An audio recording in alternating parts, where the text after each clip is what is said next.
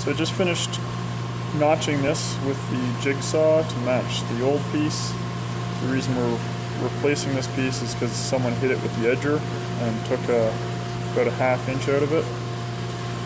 Now this edge here I've just run through the table saw, and just to clean it up and take all the rough edges off it, I'm just going to run this file along it flat. And this is just to clean up a bit of this stuff that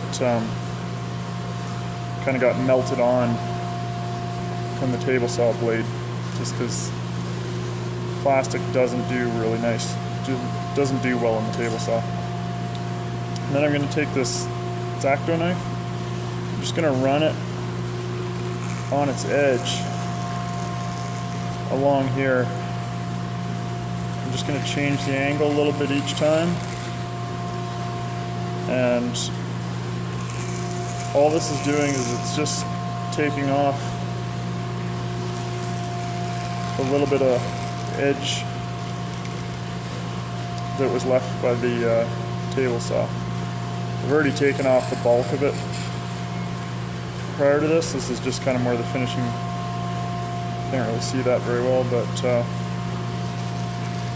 as you run the blade along there,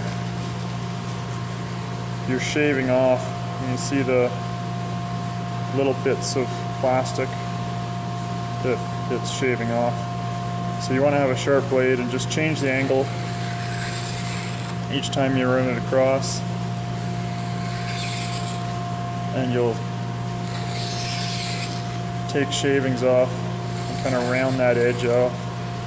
And you know, we could run the router across this, maybe I will, but at the very least you want to just run the blade over it several times and round off the plastic edges.